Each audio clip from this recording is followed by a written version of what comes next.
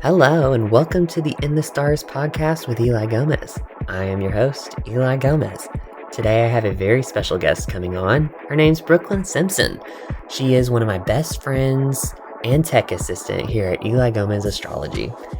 She does lots of wonders that I, unfortunately, am not necessarily able to do, like make a good logo. Yeah, like you'll hear how I got fired from my own job. Yep, true story, she fired me. Yeah, and then she created her own job description and then hired herself for it for me. And then I said, okay. So yeah, you'll hear all about that. I hope you all get something out of this conversation, because I know I did just by having it. So I am here now with one of my favorite people in the whole wide world, Brooklyn Simpson. We met back in May, I think, of 2024, and she is one of my best friends and now tech assistant. So welcome to the show. Hey. Yeah, so how did we meet exactly? So we were in the llamas group at SOAR, which is like our version of freshman orientation. And let's see. We were in the llamas group and then we were doing like the name game and you were like, I'm esoteric Eli. And I was like, this guy sounds interesting. So I think like for a bit I kind of kept my distance because we'll give them a fake name. Melody was kind of sticking pretty close to you. And I was like, I don't know how I feel about Melody. But like, Melody ended up being my roommate. But anyway. And we're talking about orientation for college, right? Yeah, freshman orientation for college. Okay, yeah, for those of you who don't know, we're talking about orientation for college, orientation for the honors college actually at University of Central Arkansas. So Yes. that's kind of setting the scene Yeah, here. we got to go early because we were honors kids. Yeah, we were the Love first it. ones. We were the guinea pigs. Yeah, that was a real fun experience. But you're like, I'm esoteric Eli. And I was like, oh, I gotta meet this person. And so I finally got a chance to like talk to you. And it honestly wasn't even until the end of the whole experience that we really actually talked. I just felt like so comfortable just kind of like spilling my guts about my life. And you were like, well, actually, I do like chart readings and I'm really into astrology. And I was like, what? That's really cool. And then, of course, me not understanding what I know now, I was like, oh, I'm an Aries. Yeah, like that's the most that most people know. Like they're like, "Oh, I can tell you my star sign." Oh, I hate that phrase with a passion. I wish I could just like shove it and throw it down the toilet and flush it and never see it again. Because there are so many different signs that can mean. Like, are you talking about your sun sign, your moon sign? Like what sign are we talking about here? It was funny when he immediately goes, what do you mean? Like your sun, your star, your moon? Like what do you mean? You can't just be one. You're all. And I was like, what do you mean Like, by yeah, like all? this is my spiel for everyone who comes to me about anything astrology.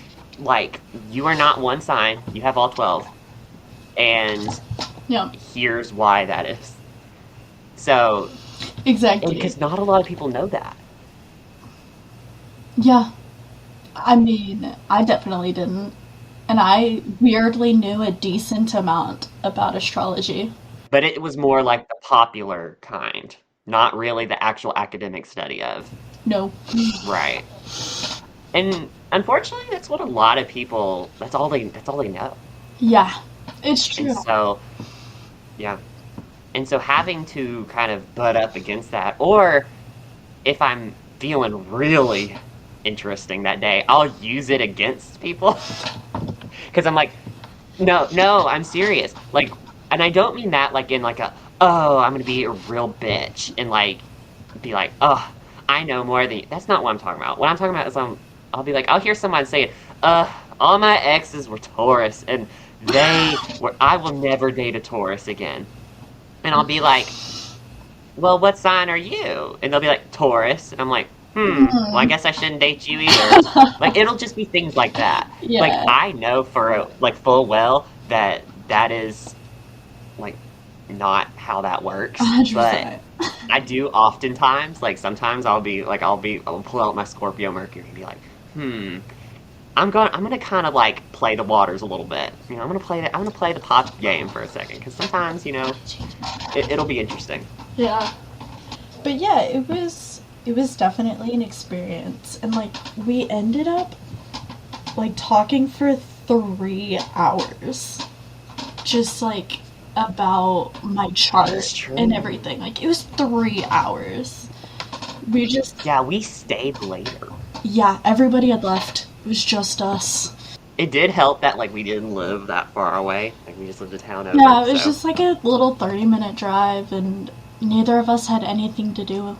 So, and it was fun. It was kind of cool to like have you figure out things without me having to like tell you. Like I didn't feel like I had to tell my whole life story. You just kind of had it there on your phone. That's one thing I love about astrology, and that I think is why I really enjoyed doing that. Hey, let's have this conversation and I'll stay extra, because when we were having that conversation, not only could it be practice for me, because I had just met you. Yeah. I didn't know a single thing about you other than the weird, totally not fun icebreakers that we had to do. Yeah, those a couple hours earlier weren't great. And like those were not great. And that's how it is for like all icebreakers anywhere. I hate them. Like, I wish we could just like get started doing whatever it is we're supposed to do, because that's how I really get to know people, is see people and how they learn. Like, I'm also I don't know, I don't want to say nosy, but I'm nosy. You know, I watch people. Like, I mean, it's kind of my job. I'm gonna say I'm nosy, but I'm nosy. Yeah. I mean, like, your job at my old dorm was to judge. That was your job. Yeah, that is we true. Gave you. Yeah, y'all, because I spent more time in y'all's dorm room than my own. I know. Even though I was never on campus hardly at all anyway, because I was still doing my management position at Bath and Body Works. I don't know how you ever did that. I mean, it was fun. Like, that was probably my favorite job. Like, I really loved it. And so, when I was on campus, I was always in y'all's room. Always. And so I was y'all's, like, 5th roommate. Even though in our dorm hall, they're all apartment style, so everyone has their own bedroom, but everyone in that dorm shares a bathroom and a kitchen area / living room. But like, can we really call it a kitchen area? It's like a countertop and a fridge. Well, in mine, there was an actual kitchen area, because we had a handicap suite. Oh yeah, that's right. Well, I guess we still do, because you still live there. I still have it for another 4 months. But yeah, when I was in y'all's room, like, yes, the conversation would continue, you know, toward astrology sometimes, and other times I would be what y'all called the judge. Like, it was literally my job. Like, it was great. If there was any kind of disagreement or anything, y'all were like, let's ask Eli. Or whenever, you know, y'all needed input on something, y'all be like, let's ask him. And I'm like, yeah, that's my thing, and I will not hold back. So yeah, so after that conversation at SOAR, or student orientation, what did you take from that? Because this was the first time that you probably experienced a conversation about astrology in an academic lens, as well as kind of debunking a lot of the weird popular bullshit that floats around on the internet. So what did you take out of that? I will definitely say, like,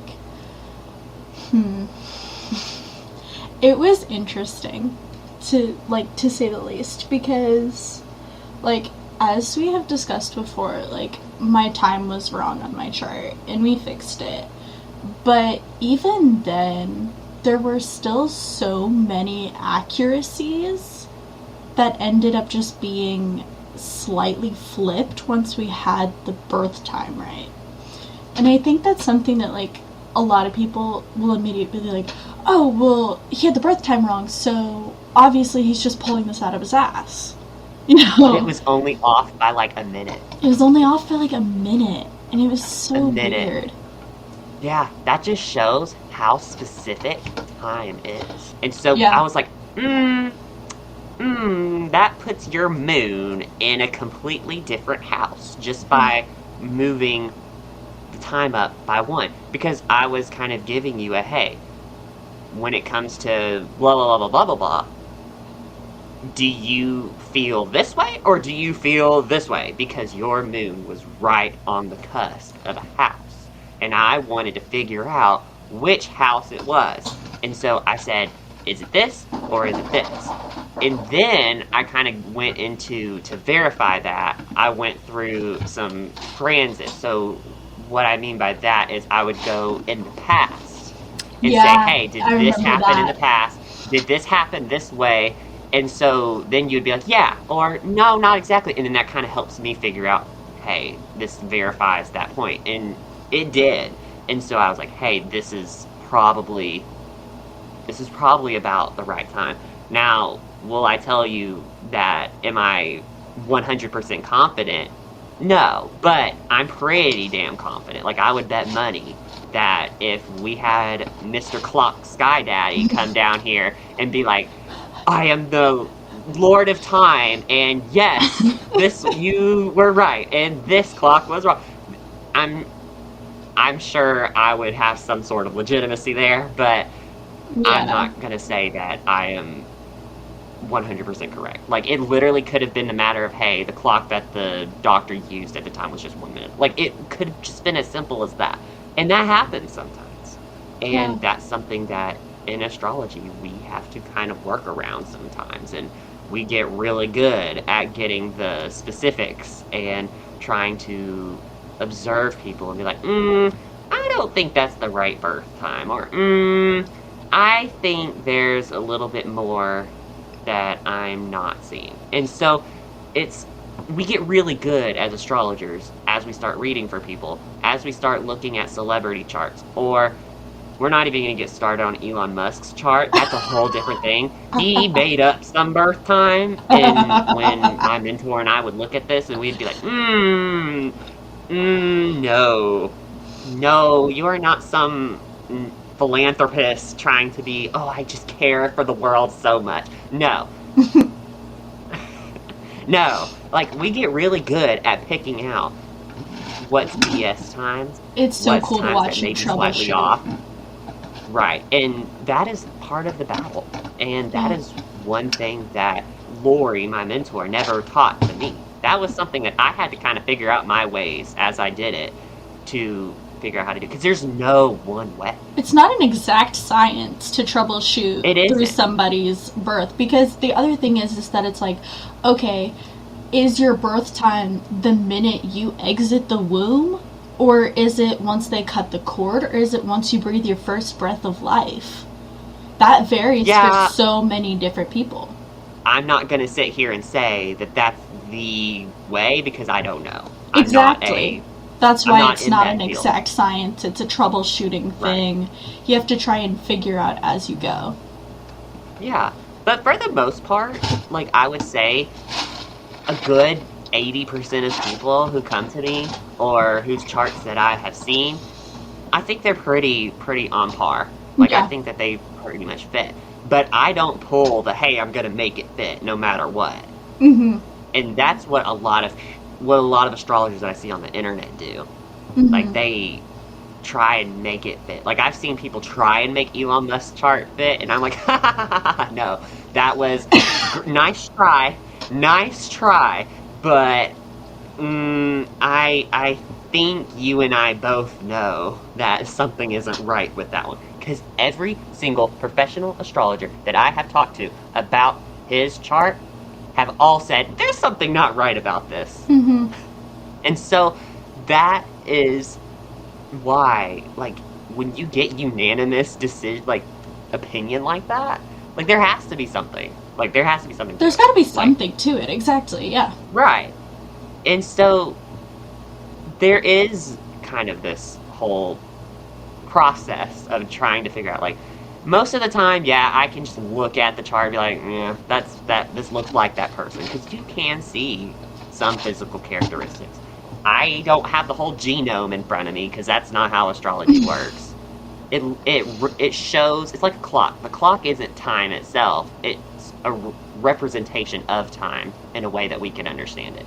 Well, that's how astrology is. It's a representation of the world, or of Earth.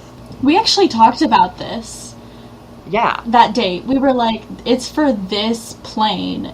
Yes, we can't really see, like, gender necessarily. Like, you could do the astrology for an object if you wanted. You could. Yeah. It's just, like, you can't necessarily decide. There was something about, like, astral plane and things like that, but I can't. It's a little foggy for me. But it was like... I think I know kind of the conversation that you were talking about. Yeah. I recall it a little bit, too. I was saying that it's kind of like where I was saying earlier, like, hey, when we observe, hey, when Venus is here in a chart and Saturn is here, all of these people, all of these things have this in common. We can reasonably assume or make the claim that this is a representation of this. It's not causing, because that's not proving any cause, because as of right now, the only planetary or celestial bodies in astrology that we use that science has proven have causal relationships to the Earth is the Sun and the Moon. Mm-hmm. Maybe Mars and Venus. Yeah. I haven't seen much about that, so I'm not going to make a claim about it. But I'm not trying to sit here and be like, hey, this is causing this. No, it's like a clock. It's a representation of the energies that are happening here. And that's something that I get a lot of pushback on, especially on college campus. Yeah. Because I'll have a lot of people come to me and be like, but I thought that's what genetics was. I thought when you can't see what somebody looks like off a chart, because that's, I'm like, baby girl, you're trying to make the claim that astrology and the planets are causing the things to happen, that I'm completely getting rid of everything that we know about science. And that is not what I'm saying. I'm saying that these planets, and the way that they're located in a person's chart, is reflecting and is reflective of the science that's happening. Yeah. I've always it's liked that arrows. Example you give, for sure. It's the arrows. It's pointing to the thing that we're looking at, kind of. This is just, like, the background information for, like, what could be why you're this way. That kind of thing. It's the pointer signals. Yeah. Like, it's not...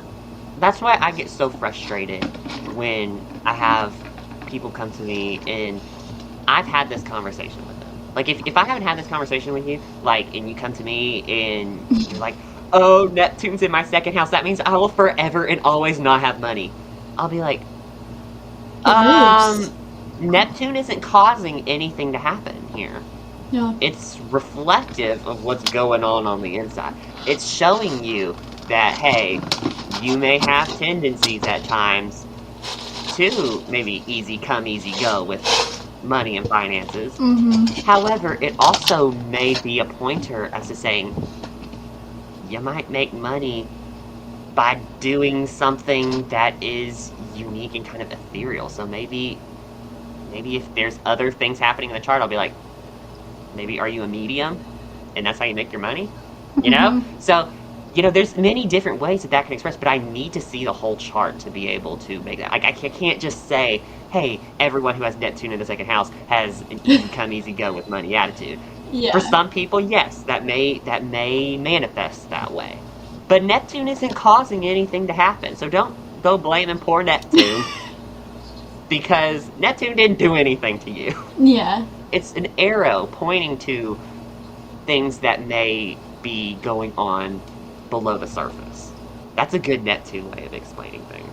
I like that. It's the unseen. It's not the unknown, but it's the unseen. And so that is something that I feel like I have to explain, especially on college campuses. They're like, oh, I thought you're an honor, so you know better, don't you? I'm like, well, I'm treating this academically. I don't go around saying, if you're a Taurus, you're going to forever be alone because Billy over here doesn't want to date any of y'all. And you know Billy's the end-all, be-all of all things relationships. So, just saying. Let's kind of shift gears a little bit. Okay. So what's it like being friends with an astrologer on a college campus in Arkansas? Because I know you have some things to say about that. I do. So I'm a very accepting person. I put on my believing hat and I play the believing game just like Peter Elbow wants us to. There's some of that honors knowledge coming in. And so yeah, now it's going to be world knowledge because we're expanding. And so, you know, I really do just, like, kind of try to, like, listen to people's arguments that they have for their claims. Like, astrology, I've never, like, believed in it necessarily because it always just, like, I never felt like things fit me. And a lot of the times, it just seemed so just, like, big for no reason. Like, it wasn't explainable. And so, getting like, to people hear... tried to make it glib and oversimplify it. And make it popular. Yes, they tried to, like, condense it down so that it could be on media. And therefore, it became trash. And it also became a thing of, like, oh, if you're into astrology, you're this type of person. So, it definitely, like, pushed me away from it. And do I believe in astrology? I'm not really sure still. But I can definitely say that it is really fun when you're accurate. And it's really interesting to see how you're able to reach the conclusions that you do. One of the really fun parts about having a friend who's in astrology and in the Honors College and on college campus in general, you have a very broad vocabulary. And you like to explain people based on, if you know their charts, where their placements are. You'll be like, oh my god, you're such a Leo rising. Or you'll be like, oh my god, his moon is conjunct his Neptune. I know none of this is correct. And you always say it's not correct. But I'm saying it for example. And it's really funny to see you explain the world in something as simple as a chart. I really like the fact that you're able to justify and explain people's actions in a very, like, simplistic way for me. You explain it very simple. And I really like that. So being friends with an astrologer, it's interesting when you tell people because they'll have one of two reactions. The first one, really? Astrology? That's weird. That's made up. 2, oh my gosh, that's so cool. Do you think you could read my chart? And then, or I would even throw in a third one and say that, and you know exactly where I'm going with this one. What's my sign? Can you tell me what my sign is? Yeah, that's a pretty big one. Yeah. I've got that one. That one's probably like 75% of the time. And it's also the most annoying one. Yeah. So I will say, like, that one's really annoying. Because I'm like, that baby girl, that is not how this works. But then I will go ahead and try and guess them. Because I'll be like, I'll go back into my catalog and I'll be like, I read for these people and they looked this way. I'm going to go ahead and say you're Aquarius, da-da-da-da-da. And they're like, oh my god, how did you know? I'm like, lucky guess. Yeah. Like, I usually guess correctly. But which is kind of cool. There are times when I don't. But that's because there's so much other things I have to look for into that. Like, I'm usually just going, like, just in general. I'm like, okay. Yeah. But then again, that just goes to show, in general, most of that. No, 100%. It's still annoying, because that's not really how that is. Like, astrology is the keys to unlocking your inner potential, and you're concerned about me guessing your sign. Like, that's what that sounds like to me. But then I have to think. Okay, yes, that's why I get so frustrated because I'm like, oh my God, there's so much more than that. But then at the same time, like, they probably don't know that yet because I didn't know that until 3 years ago. Yeah. And so how come if I didn't know that until then?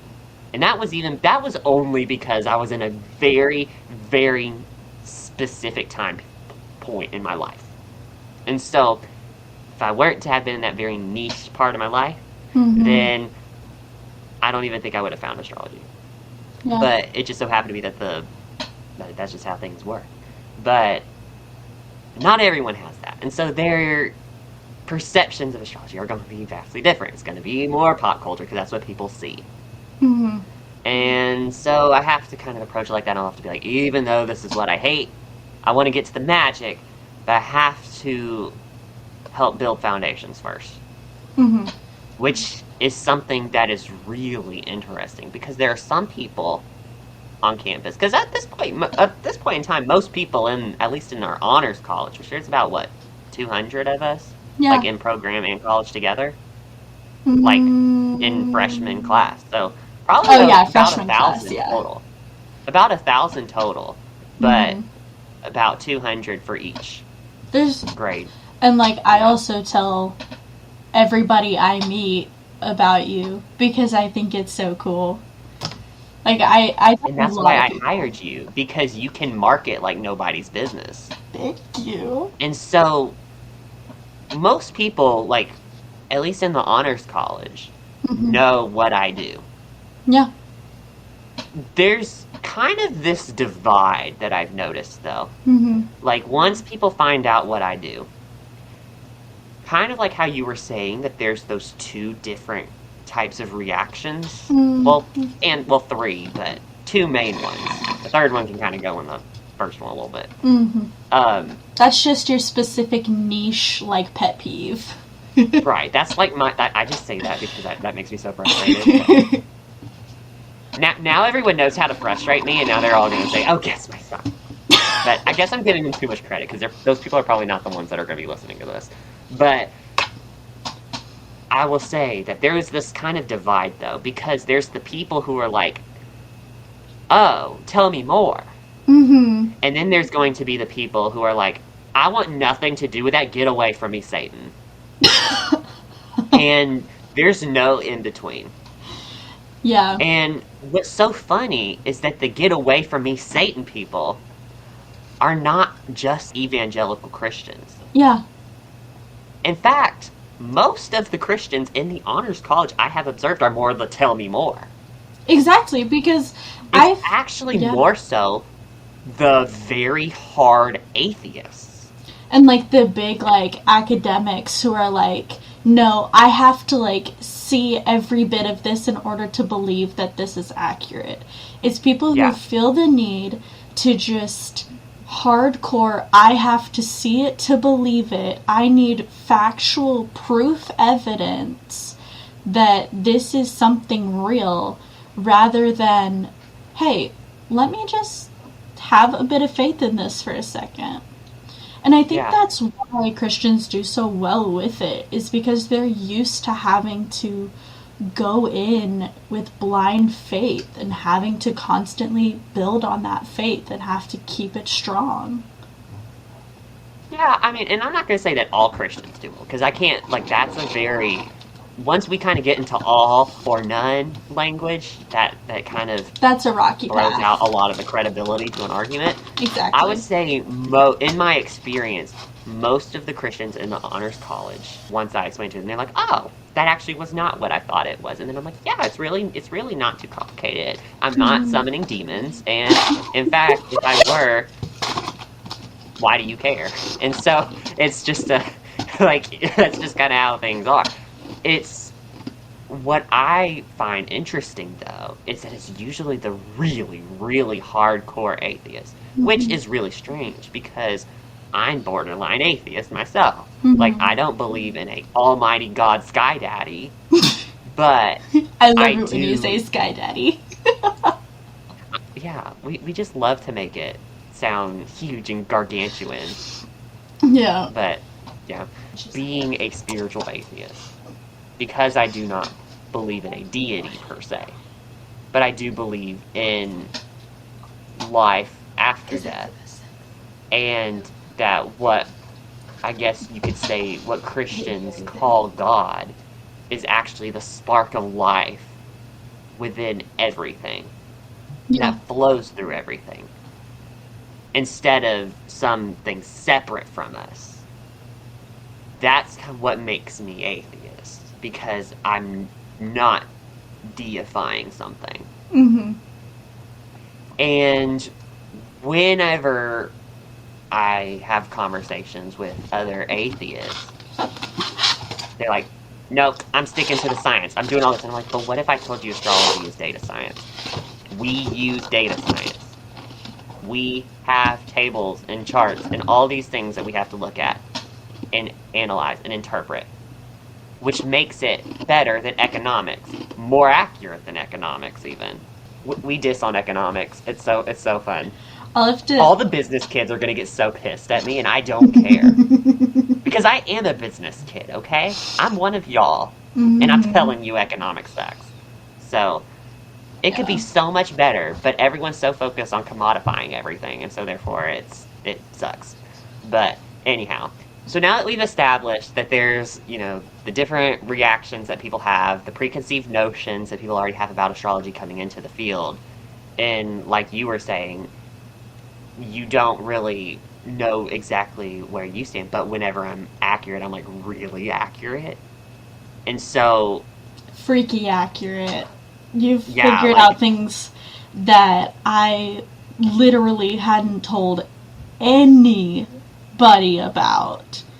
And you knew them because honestly, like I seem like a very open book person just because that's my personality. But in reality, I'm actually very closed off and I keep a lot of things very personal and private. And like, I try to seem like an open book person because I feel like those who come off open book, they're more willing to, they're more like accepting. They're more like, oh, I can talk to you, I can have a conversation with you. But at the same time, it's like, okay, I don't talk about this. I don't just outright say that. You have kind of a filter. Yeah. Yeah. And I think most people do. Mm-hmm. I mean, I've seen a couple of charts for people, and I'm like, are you ever quiet? and they're like, as a matter of fact, I'm only quiet when I'm sleeping. And even then I sleep talk. And I'm like, oh, well, there you go. But, so, there, you can see that too. And oh, I have a question for you. Okay. So, speaking of reactions, what was your reaction to me finding out that, like, you do astrology? Like, was I on the annoying end, or was I on the, like, I'm curious about how, from your perspective, how everything was. Yeah, so this is actually a really simple answer, because I can usually pick up on who's asking me for the right reasons. I am an 8th house sun and moon. I am a pretty intuitive person too, so I can pick up on people's stanky ass energy if they are coming to me with it. Yeah. And for you, if I remember correctly, the reason why I was willing to stay later that day was because I knew that you genuinely wanted to know and just had, like, you were just so curious about it. You're like, I've never heard of astrology being explained this way. And I think that whenever we had those conversations, we were able to clear up a lot of the mud. That was why I was willing to, because I knew that you were not going to be one of those, hey, I'm going to use you and parade you around like my little puppet to get me clout. Or I'm going to have some other motive other than just me wanting to genuinely know. Now, for example, this is something that I see a lot. People will come to me and they'll ask me questions about things I've already answered before, but they want me to word things in a specific way, so that way then they can go around and tell their friends that they have some kind of secret knowledge. Mm-hmm. That is another thing that really runs rampant out in the college world, and that is something I have to be mindful of, because I know I've had conversations with people who, when they found out what I do, they are all up around me, and they're like, oh, can you do this, that, I need you to look at my boyfriend's chart, I need you to do this, and I'm like, no, if I'm looking at your boyfriend's chart, your boyfriend has to come to me, because I know exactly what you're going to be doing with it. You're going to give me his information, you're going to give me yours, and you're going to try and make me figure out how you can manipulate him to get you some sort of benefit. I always preface this with people when I'm talking anything astrology. If we're bringing in personal aspects, meaning that you've given me your chart and I'm kind of giving you a little sampler, because that's what I do sometimes. I don't give you a full reading because, A, you're going to pay me for that. That's a lot of work. That's $225. Yes, $225.95. And so I just kind of go in the little basics. I'm like, oh, we're just going to do your sun, moon, rising, and I'm going to explain to you. Even though that's literally just as specific as me saying, oh, you live on Earth, you live in America, in the state of Arkansas. Yeah. But hey, if that's enough that you need to kind of get you kind of thinking, I want to look into this astrology thing a little bit more. Well, that's kind of the point. I want to be that person that gets your gears turning. Not sexually, but maybe if you're certain people, but only, just saying. But I would say that if it gets your curiosity going, then that's what the goal of me doing those little conversations with people for. Now, granted, I don't sit here all day, every day, just looking at people's charts. God, no. That would be so brain-numbing. Most of the time, I am more focused on the business side of things. Have I filled out all the right tax forms? Have I filled out all of the right paperwork? Have I updated the website? Have I done all these things? Like, all the little mundane Which you still haven't done. Which I still need to update the homepage. To let you guys know, behind. The homepage is gonna look great. Yeah, the homepage will look different than what it has been, because it's been the same for about, I would say, a couple months. But it's changing. It's changing. And so it'll look really cool. I really like it. Brooklyn did a good job with that. And so most of the time I am just doing things like that, like trying to do the little mundane activities. I'm not sitting here looking at Evan's chart, trying to figure out if this guy that he has a crush on is going to come back into his life. I don't have time for that. It's really funny too, though, because like me, Meredith, and D'Lo will ask you like random things, because like we know that like our charts pretty well. I have seen y'all's charts the same amount that I had seen y'all's charts this last 2 months. I'm kind of like, ugh, but not with y'all's, but with his. Yeah. But I prefer looking at y'all's because I know that y'all aren't creepos. So, yeah. The other part of it is like, we'll ask you like a random question. It'll be like, honestly, I haven't looked at your chart in like 2 months. Yeah, because they only look at it whenever y'all ask me something. Or if I'm doing an in-depth study on something. But even then, I don't look at your chart specifically. I have a software on my computer that does that for me. And so I'll be like, hey, run all the charts for people who have Venus and Gemini in the first house. And it will give me all of the charts that I have saved to my computer. Which, by the way, I think I counted last week. It's a lot? It's a lot. It's a lot of charts. It's a lot. Yeah. Oh my god. And so, because keep in mind, only about maybe 500 are people that I know. Yeah. Only about 500 are people that I know. Another 500 are returns and other charts of people that I know, based off the same 500 people before. And then the other 234,000 are all either A, pre-programmed charts that my software came with, that came with celebrities, historical figures, and a lot of other things. I'm usually looking at those. Those are usually the ones I'm looking at more. I'm looking at the political figures. I'm looking at all of these nations' charts. I'm looking at the 500 million different American charts. Because yes, America doesn't have like an actual set date that they became a country. And so there's like, oh, there's the chart for the Declaration of Independence, which is the Sibley chart. There's the chart for when the Constitution was signed. There's that chart. But even then, no one knows exactly what time it was signed. But we have a pretty good guess, so we kind of just use the guessing time. That's the chart I use because I usually use when signing documents were signed, because that's usually like when things become things. But most people use the Sibley chart. Most people use, hey, when the Declaration of Independence was signed, that was when America became a country. And so I'm comparing and contrasting those charts and trying to figure out, hey, what is each one telling me? Because I'm not throwing the baby out with the bathwater on the Declaration of Independence chart. Because that still is telling us something. But will I use it in forecasting work, or which I will be using, actually, that chart for forecasting for the patron-only podcast. That's going to be part 2. It will be out on Monday. Yeah. I'll be going through the full moon, which is a really gnarly full moon, by the way. It's a really gnarly full moon. Oh, yeah.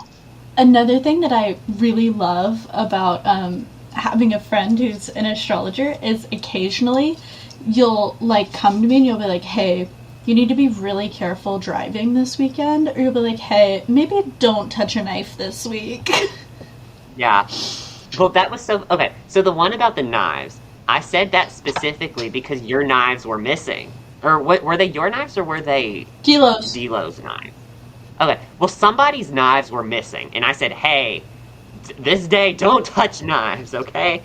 Don't touch them, because this is kind of stabby energy. Don't do it on accident. Because that was the same day that you had a toothpick lodged up your foot. Oh, God. And so, yeah, that's why I was saying, hey, that's why I was relieved that it was a toothpick. Yeah, no, that's a real friend. I got a toothpick stuck in my foot. Took us, like, 30 minutes to pull it out. It was about 30 minutes at, like, 1 a.m. It was miserable. Yeah, and it took us 30 minutes to get it out. But, like, that's why I was relieved. I was like, oh, it was just a toothpick. Mm-hmm. It could have been something much worse. And I was like, okay, it was just a toothpick. And so, in a way, I was like, sigh of relief. But I would also say that there are also days where I was like, hey, be careful driving. And then what happened that weekend? I often do, for people whose charts I look at fairly often. When I say fairly often, I say about once a month. Yeah. Because I look at a lot of celebrity charts for comparisons, and I also look at a lot of politicians or countries' charts. I also look at a lot of state charts. You love the Tom Cruise one. Yeah, that one.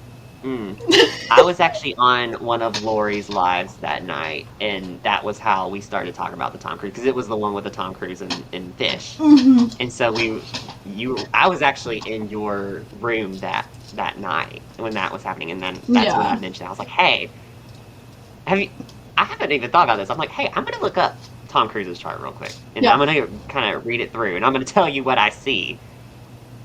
And then I told you what I saw, and you're like, oh my God. I'm like, yeah, oh my God. The fake news is real. Right? That is true. Like, having you as a friend is very great, because you're someone that I can talk about astrology with. You don't even have to understand it, but because you just kind of pick up on as he's saying it, he's interpreting it in ways that make sense for me, and so I can join in the conversation. It's also really fun to just play along like I know exactly what you're talking about. But that's so funny when you're like, I hate it when the moon is conjunct my Uranus. Or like sometimes they'll be like, oh my God, really? Oh my God, I love it when that happens. I'm like, yeah.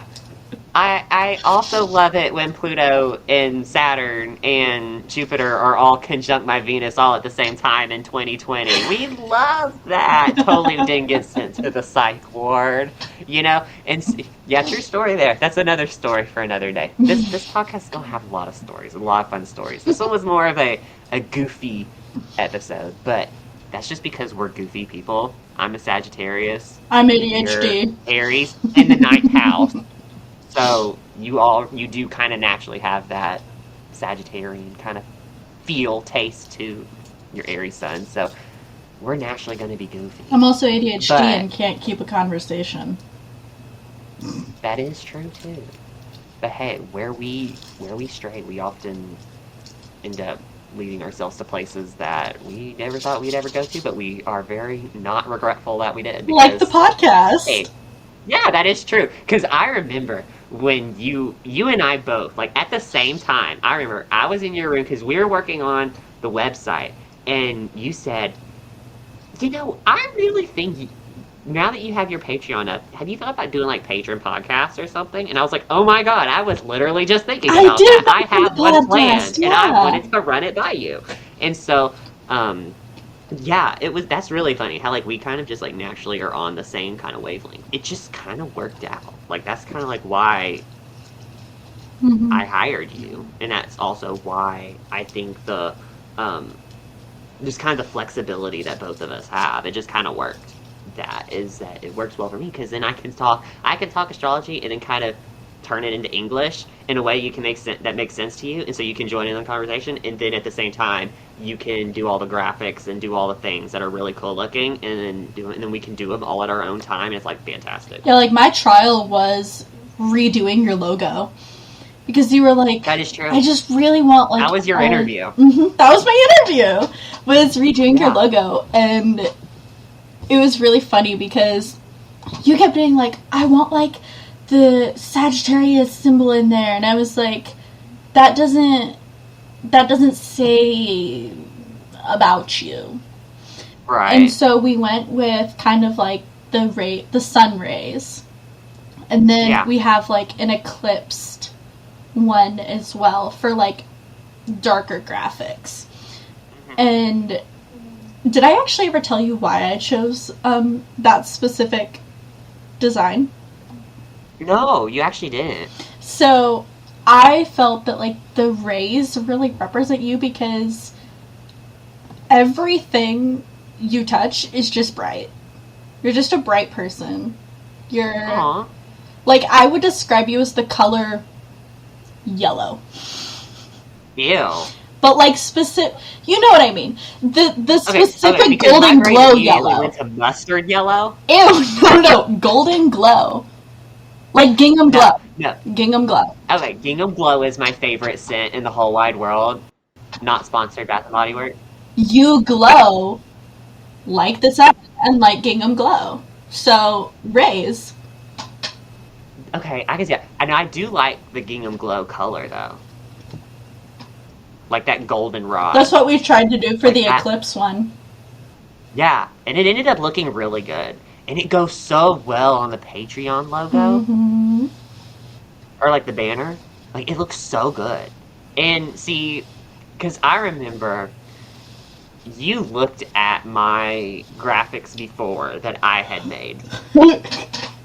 And you were like, I am firing you from your own job because those were the most terrible things I have ever seen. And I'm like, hey, this is not my specialty. I do better with voice and audio and all the wordsy things. Mm-hmm. Graphics can suck my dick. And so it's like, no, it's terrible. Like, and so you fired me from half of my own job and kind of created your own job that I hired you for, which in a way I'm like, courage, and I'm proud of you for that, and that's why I hired you, because that's somebody I need. So there you go. I just like, you're a very simple person, but you have so much personality, and none of your website graphics. No, don't tell me I'm an intense person. Because believe it or not, that's not true. I just lied through my teeth.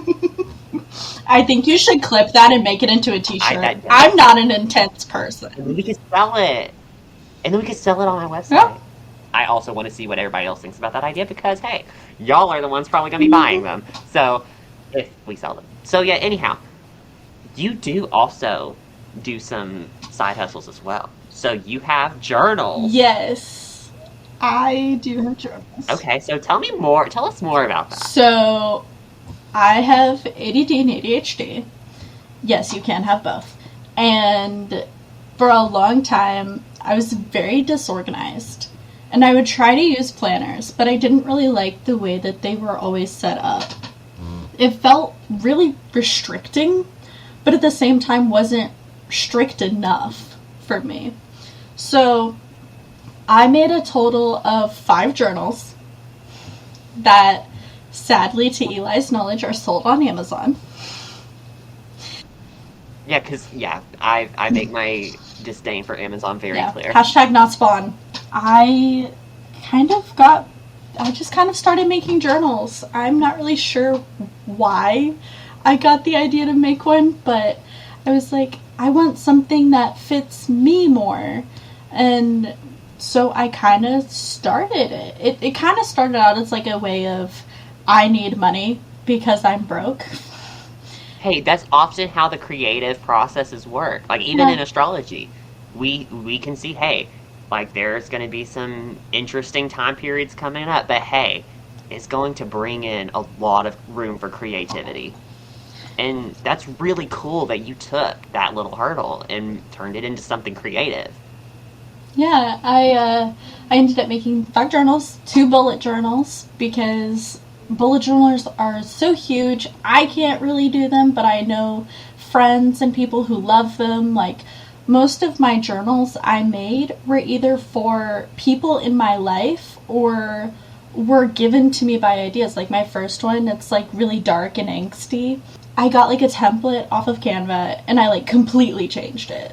I made it really dark, angsty, like moons, and I was oddly enough inspired by astrology. And this was before I even met you. This was the popular stuff. Mm-hmm. Which, by the way, popular astrology art is actually really good. It's so pretty. The interpretations and what people do with it is what's not good. Yeah. But the creativity of it is so cool. Fantastic. Like, hey, I'm going to give credit when credit is due. Exactly. And I got really into it. And then another one I made was actually for one of my teachers requested to make one for his girlfriend. They are now happily married, but those teachers have like always supported me, and they're really great. Anyway, I made the journal for his girlfriend, and she got it for Christmas and absolutely loved it. And it was like a journal check. It was like a daily check-in journal. So you have different sections. So like there's a section for emotions. There's like a recap of the week. And then there's like, how do you want to improve, or like, what do you want to do for that week? And it's like a progress kind of thing. And then the next one I made was like a to-do list. I love to-do lists, but I hate having to write out to-do list, make all the boxes, make all the lines. And so, or you can just be like me and just use a sheet of notebook paper. Don't even worry about titling it because it's just going in the trash anyway. And then just write out what you need to do. But then that's not fun, and that doesn't get you excited to do anything. That's madness. Hey, maybe I am a madman. I will own that. I think that sounds you are. Cool.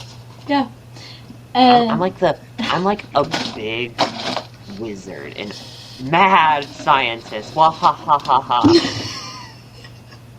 Okay, that was really cheesy and corny, and I'm never doing that again. I think you should keep it in the podcast. I think you should totally keep it. Oh no, I'm keeping it. Yeah.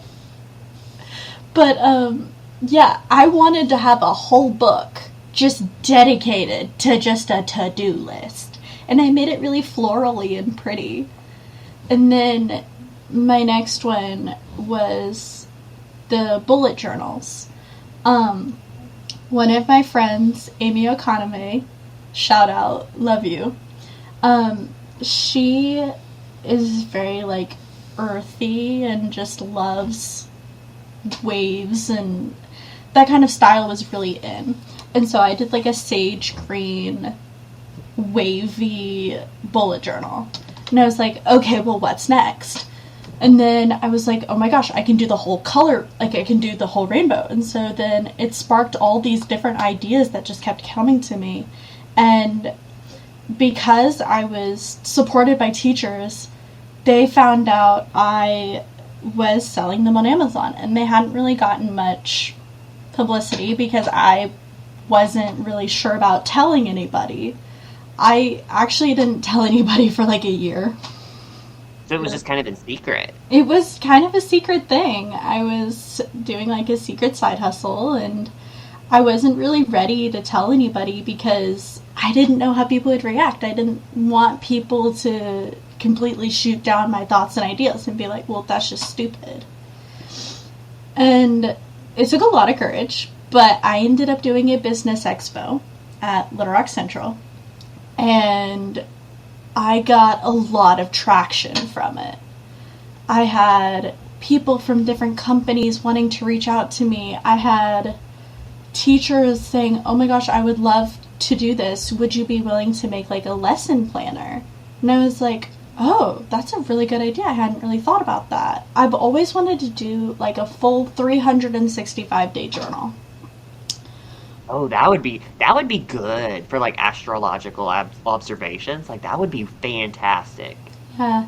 With Canva, it's not possible. You can only go up to 53 pages. And then it just starts to just crap out on you.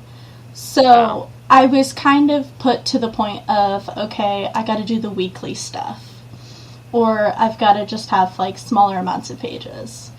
Well, once it got out that I was doing it, I had a few people reach out to me. They were like, hey, could you make this type of journal for me? Could you make this for me? And I did kind of let my journals die a bit because life gets in the way and things happen. And hey, sometimes different businesses need many different incarnations. Exactly. So sometimes we have to go through the motions, but hey, that's why I wanted you to mention them on this podcast, because I'm going to link them below, and I want you all to go check them out because they are really cool looking, and they kind of get to see a little taster of the kind of work that you do behind the scenes here at Eli Gomez Astrology. So that's kind of why I wanted to show them. And plus, I'm your friend and I want to support you. And so that's kind of what my goal was for that. Thanks. So with that being said, where can people find you if they're interested in seeing more about you or kind of what you do, as well as the journals themselves? So I am on Instagram and Facebook. It's Brooke, like BROOKE _S_journals. And it's the same for both Facebook and Instagram. I actually have a friend that I made my graphic person. That's so funny. Hey, all graphic people have graphic people because we can't always do the same thing all the time. Who knows? Maybe I'll be someone else's graphic people. Poor person. So I'll just say, yeah. Yeah, she does like the photos and photography and like the marketing for my journals. And so you can find them all linked on the Instagram. And then if you do want to buy them, begrudgingly to Eli, off of Amazon, you can just go to my link tree in the bio, and each one is like labeled like my published blah blah blah, and it'll take you straight to the Amazon link. And I have Prime delivery and everything else, and I've been told by people that they're pretty great. They're a decent size, they're good quality as well. And well, if they weren't great, I wouldn't be sharing them right now. So Meredith actually got one from me in high school before we became friends, necessarily. And she still uses Yeah. hers to this day. Yeah, Meredith, for those of you all who don't know, she will be on the podcast as well. She was the very first person that I did a reading for. Hmm. And she was willing to come on. She'll be on here in about, I would say, 3 weeks. She was willing to come on and say kind of what she experienced with astrology before she got to know kind of how the academic side of things of it really worked. And she also is going to talk about how it was being in the reading seat, Hmm. being read, and that experience. And so she is a really fun person, and I'm really excited for y'all to get to meet her. And so, yeah, this is the same Meredith that we're mentioning here. We So, love Murda. Meredith, that's because we make fun of my southern accent, we always say Meredith Hmm. because we can. So, You have a yeah. gay southern accent, and I love it. Now, I will be very clear though. I tend to mimic the accents of people who I'm around. So, that is not something that I intentionally do.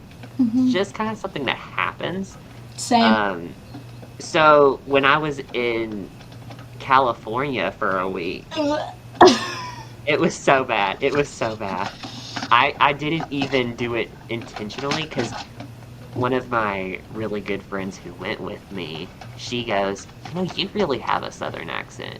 And I was like, I do? I didn't think I really did. But then when I went to California, and she's like, your southern accent just went. It's none. It's dead. Like how what happened? And I'm like, I don't know. I'm just being me. I don't even paying attention to that. Hmm. And they're like, so thank you for coming on. This was a really great episode. I had a lot of fun doing this with you, and I want everyone here to go check out Brooklyn's stuff. I have all of those links posted in the show notes. I know I said bio in the last episode because I was so used to social media. But then again, the last episode that I did, which was my introductory one, it was the shortest little thing ever. And I didn't intend for it to be long, but I did it like 5 minutes before it was supposed to come out. And I was like, oh shit, I forgot to record this. I hope you all have a great week. Next episode is going to be with Lori Rivers, so stay tuned for that. That one's going to be a really fun one. We come on and just talk a little bit of shop. Come if you know astrology, come if you don't. It'll still be fun for you. That's awesome. Check in next week. Next week's with Lori, and then the week after that's with Meredith, and that's going to be a fun one if you've been wanting to be thinking about getting a reading, or maybe even just want to see what it's like being in the reading chair. She's a great person who you should tune into on the podcast because she really goes into it and explains kind of like some of the doubts she had before, some of the fears maybe even coming in, because believe it or not, some people are scared. They're scared because they think that, oh, this person's proven their accuracy. Hey, coming into the reading chair, you're like, what are they going to see? Trust me, when every time I say what I see in your chart is not going to be so crazy that I probably haven't seen something worse before. So that's always what I say to people. Like, I promise you, you're fine. You're fine. And even then, a lot of the things that a lot of people say, oh, those are bad things. They're really, like, when I look at the chart, I'm like, actually, you can, if you flip your mindset around, like, you can actually turn that into something really good. Hmm. And so that's something that people are very surprised by. And Just like we both did. I think, yeah. And so I think that a lot of people, when they kind of are like, oh, this isn't something that I should be scared of, because A, shouldn't be scared of anything astrology, really. It's supposed to help you. And so, yeah, thanks you all for tuning in, and I will see y'all tomorrow.